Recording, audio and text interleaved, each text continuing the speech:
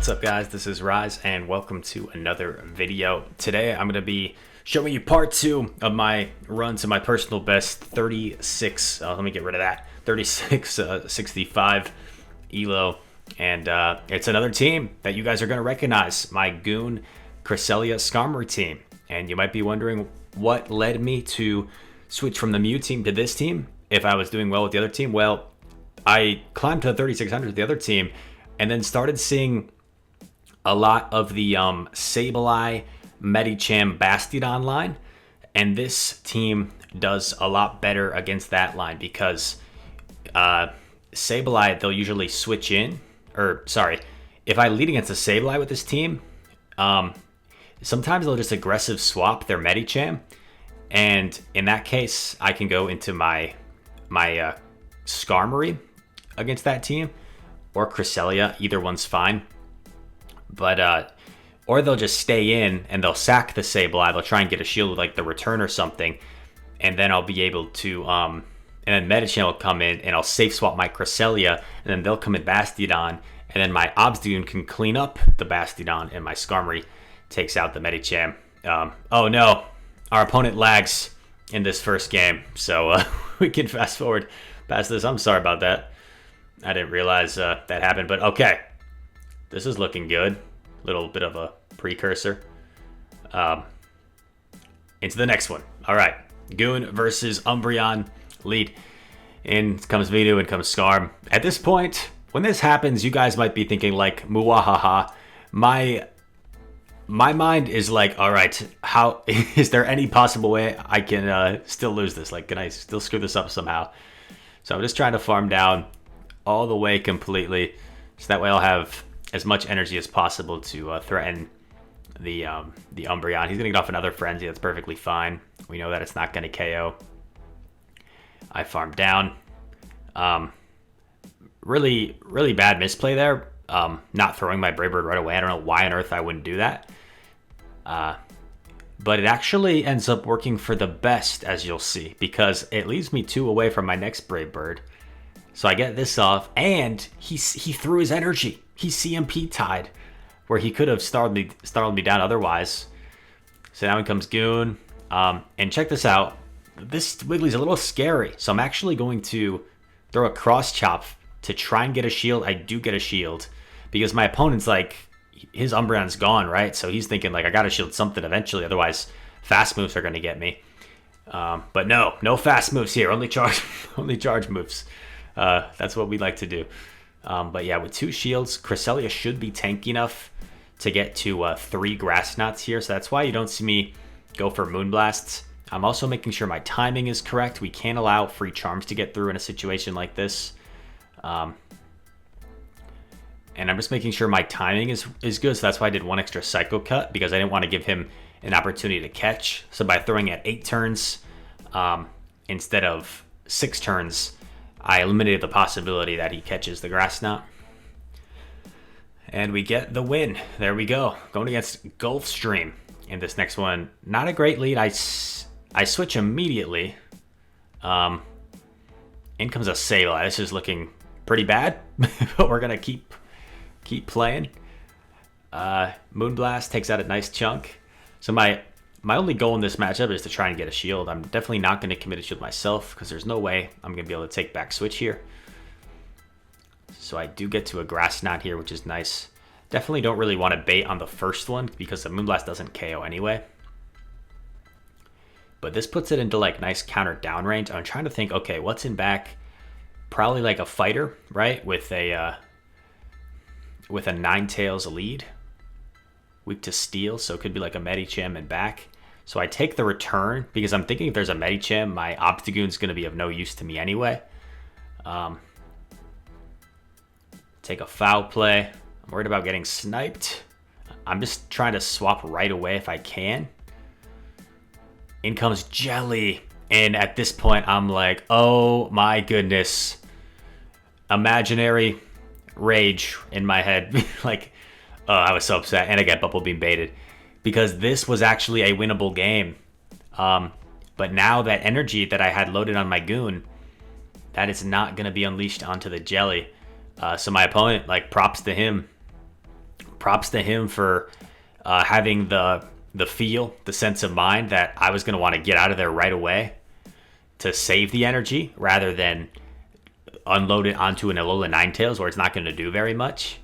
So my opponent just made a really nice decision there that paid off and totally flips this game on its head, because now, yeah, there's nothing I can really do at that point. He still had a shield the Brave Bird. Even if I got to 2 cross chops, that's not going to be enough. So could have won that if I had just Night Slash the Jelly. And there we go. We get rewarded from our from our misplays. But Drapion, I don't have like an obvious answer to this. Both Skarm and Goon do fairly well. I'm thinking with a Jelly lead, he's weak to Dark. So there could potentially be a fighter in the back. That's what I'm going off of. Plus, it seems like everyone in this ELO range has been running Medicham. Another Crunch gets off on my Skarm. What's going to come back in? Jelly comes back. I knew he had residual energy, so I threw my Sky Attack right away. And I let it go because I knew he'd have to Shadow Ball to take me out. So, okay, he Shadow Balls, that's all right. In comes Altaria, and I'm like, oh, man, this is... I don't know. This is kind of tough. I Night Slash, and I try to catch, but, like, honestly, in hindsight, I think the better play is just going straight into Cress, because if I go straight into Cress, I slightly outpace this thing. Because I get to these Moonblasts in 14 turns. It takes Altaria 15 turns to get to its Sky Attacks. But now I'm kind of playing from behind. And we're going to be in a bit of a tough situation.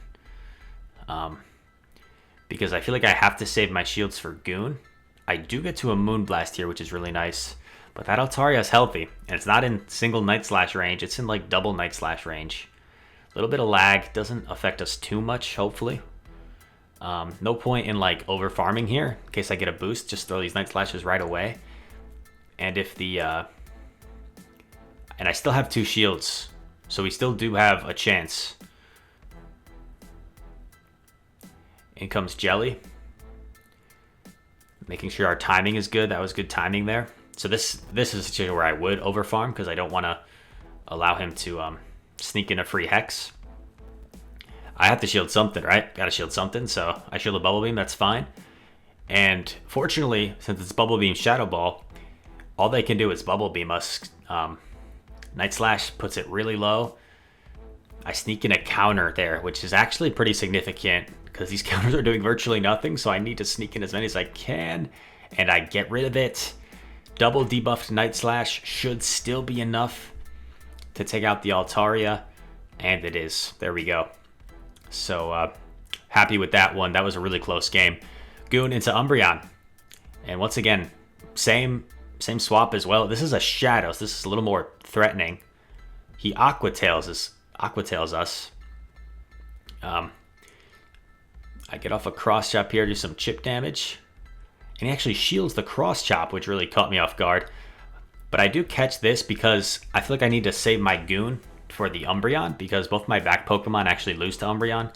Even though Skarmory has like a pretty neutral matchup against it, it still loses. I do shield this, yeah, because I figure he probably crunches and he's going to get to another. And you could also argue I misplay here by not just throwing my Sky Attack and allowing him to get to this, because that Sky Attack energy would have been really nice against the Umbreon. Or sorry, the health. I misspoke there. The health would have been really nice against the Umbreon versus the energy was better against the Drapion.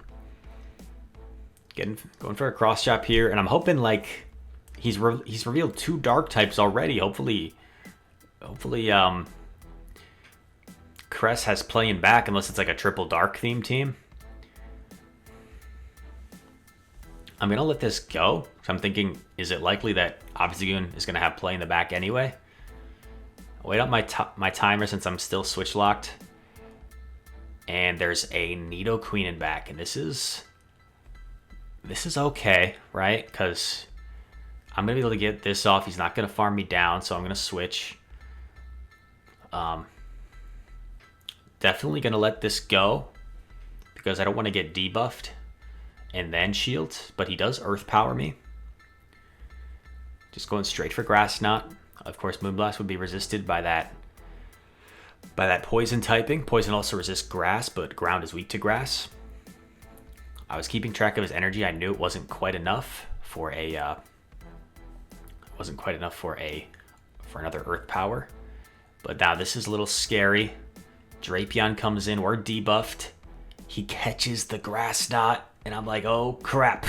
Am I gonna lose this? I switched to clear my debuff, and then luckily one Air Slash actually took out the Drapion, but that was way too close for comfort, especially if he Aqua-tailed blindly. If he Aqua-tailed blindly, he takes out the Skarm, and then the Cress is definitely in danger as well. So you see me catch a Rufflet here, Rufflet, as I like to say. And what does that put us at? 36-38. I think we had already been at around that number, and then we fell back down. Going against Laplacheering, terrific battler. I've played him several times in the past, several times in like recent days, whether it's GBL or a recent tournament. Which reminds me, I should talk about a story time, but we'll do this battle against him first. I build up like a gazillion energy to try and act like I have Hyper Beam or Gunk Shot. He shields, which is crazy for him because he never likes to shield. But now I'm just going to go straight Cross Chop at this point. Unfortunately, I tried to CMP there and he didn't throw right away, so he sneaks in a free one. He's going to Aerial Ace me here. And then I'm going to try and farm down all the way with Skarm. I know he's going to get to at least 2 foul plays. I'm just hoping he doesn't get to a third one. And I'm hoping once the Dark type is gone, that Cress will have a lot of play in the back. So we still have both shields and a lot of energy. In comes Stunfisk. And I figured that energy would be better saved for later, so I kept it rather than throwing the Brave Bird, which you'll see in the end might actually be questionable. He baits me with Rock Slide.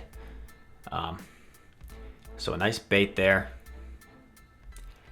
Laplacheering plays he plays really, I don't know what to call it, aggressive, risky, maybe? Plays risky. He baits at times when people normally don't bait, and he doesn't shield in times where people normally shield. Plays a very risky style. He calls himself a madman, but sometimes he literally gives you a win con. The only lose con is for him to not shield, and he gives you a win con because he wants to flex. But yeah, this is a little sketchy. I lose CMP here, and I'm really deciding where I want to use my shield. I figure my Skarm is in pretty much Rock Slide range anyway. I'm trying to eye my health on Skarm. Is it in Rock Slide range?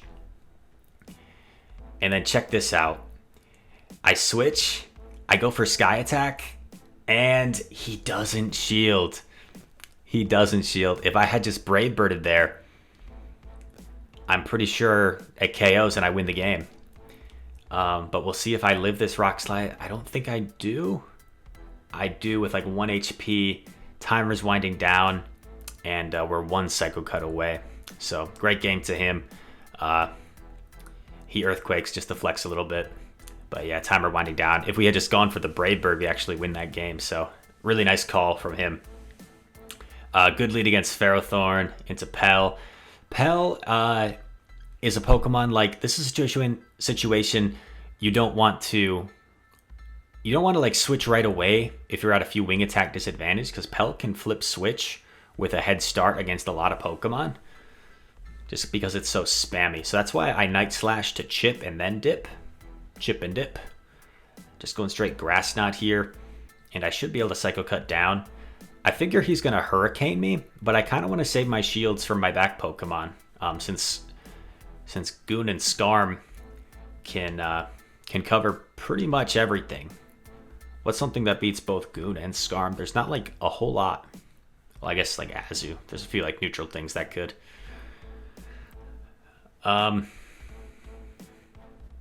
He's got some energy. I'm still going to come in with Goon, even though Skarm would be a little bit better just because I don't know what's in back. So he power whips me. I throw my cross chop after one counter. And he lets it go. In comes Azu. And this is pretty neutral, right? This is pretty dang neutral. So this game is like not over yet because the Goon can't do much against the Azu.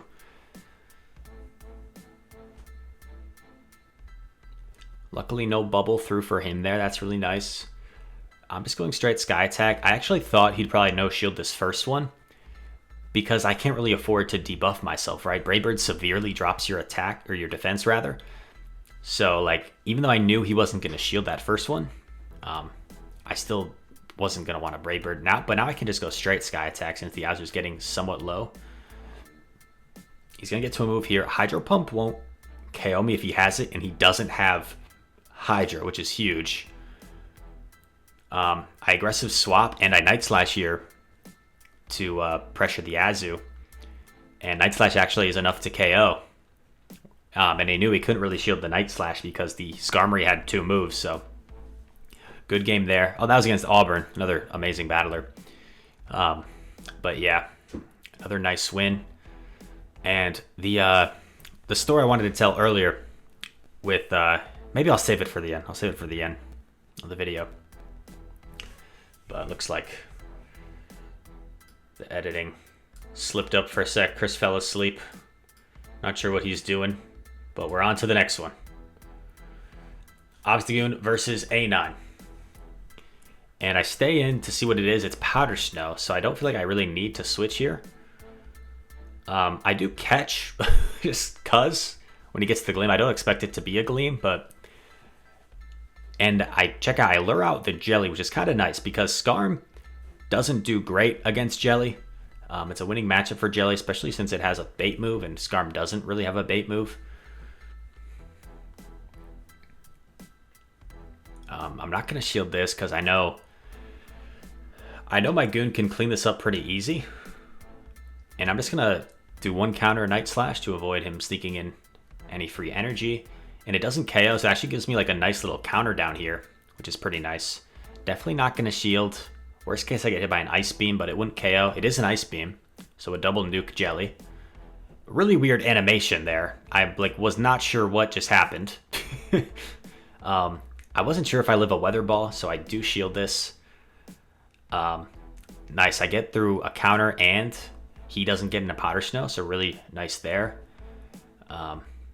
He gets into Powder Snow here. In comes Medi, and I'm like, oh man, this is going to be close. And I think you're going to see how much of a beast Medi is here. I don't shield in case he has Power Up Punch. He has Ice Punch. And man, this is tough. Medi up a shield. At this point, I kind of have to shield, right? And you could argue, oh, okay, I'm going straight for fast move. This is actually real close. Oh, what am I doing? What am I doing? Oh.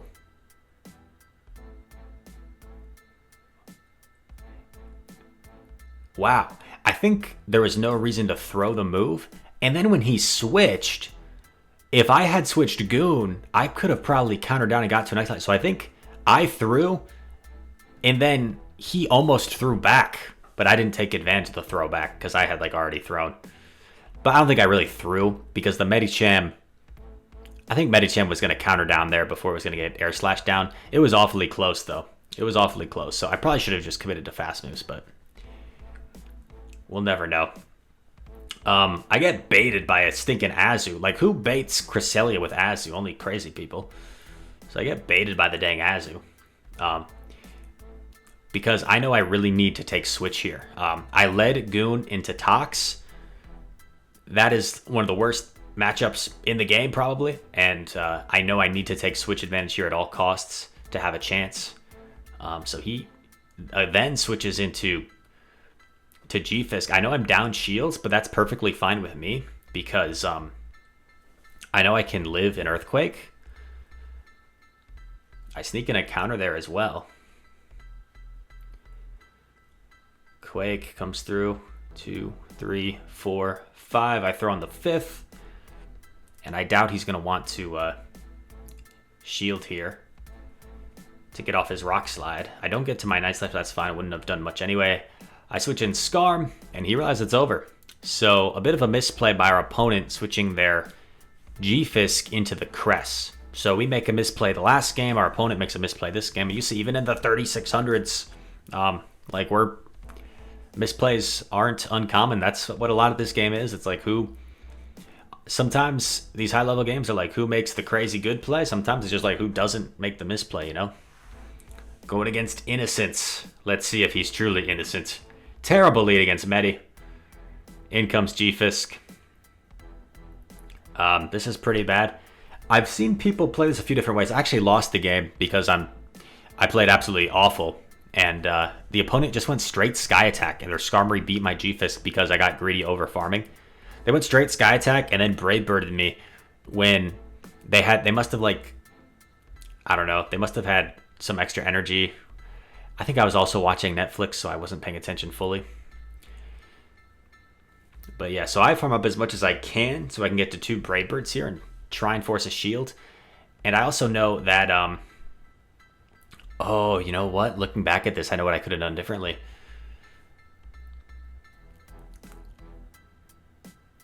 Oh, it literally came down to sneaking in an Air Slash. He threw on alignment. If I sneak in that, oh my gosh.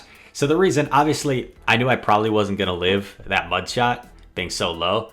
But the reason I shield is because there's a Medichip in my Obstagoon, right? I need switch advantage to have a chance. If I don't have switch advantage, my Obstagoon is toast.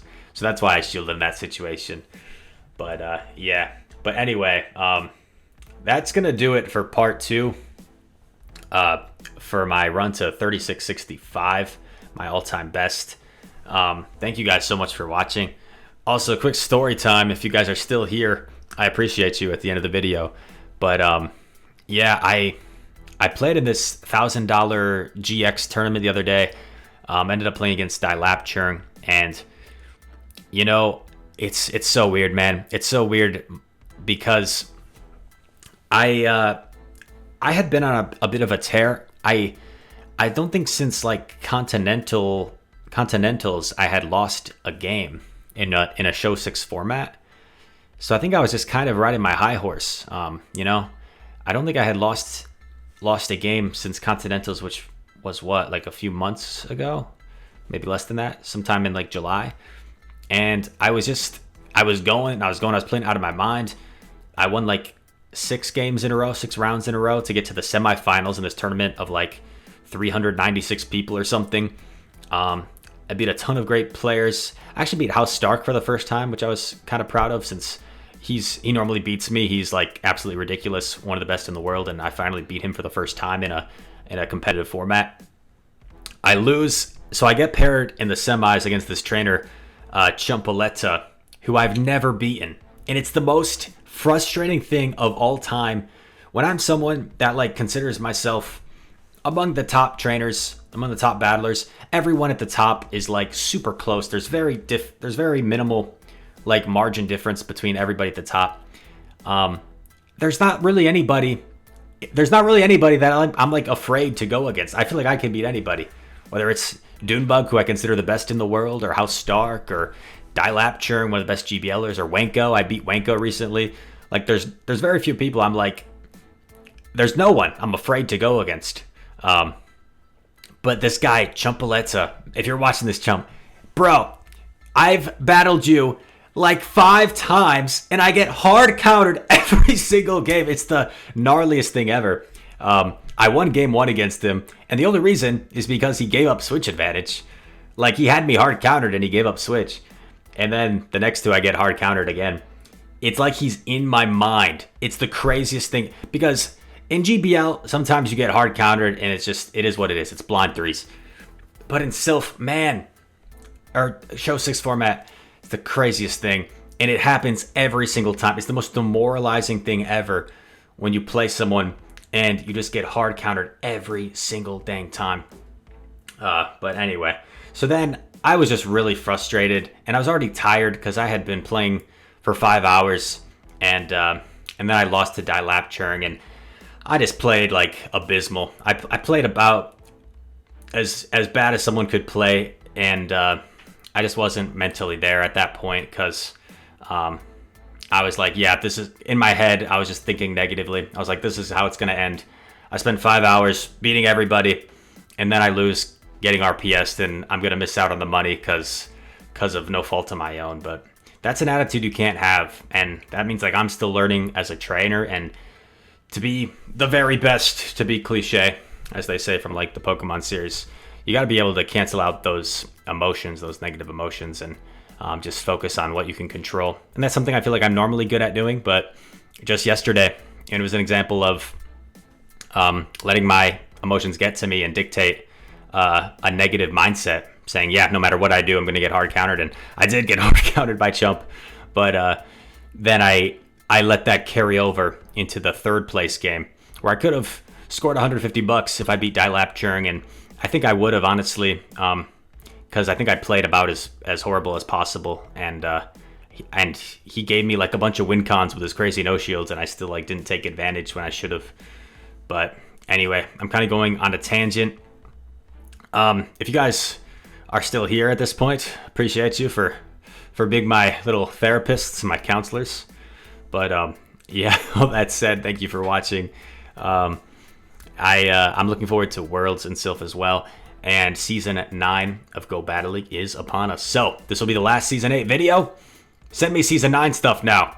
No more Season 8s. Unless you've got like some crazy battle for a short. Then send that in the shorts link in the description. But yeah, isn't this crazy? 2 like 30-minute videos from Rise in a day? Are you kidding me? All right, signing off. Peace. Like and subscribe, by the way. I'm exporting my footage now from my battles and then commentating over it. So it takes like a whole other step. It's like another added process, a little more time, but it does make it less equipped to like, it's not gonna like be laggy with my, there should be like no difference in real time between my commentary and the battles anymore. Because before I had to like match it up. And if there was ever any stutter and stuff, it didn't work, but now it should be good. Okay. Appreciate y'all.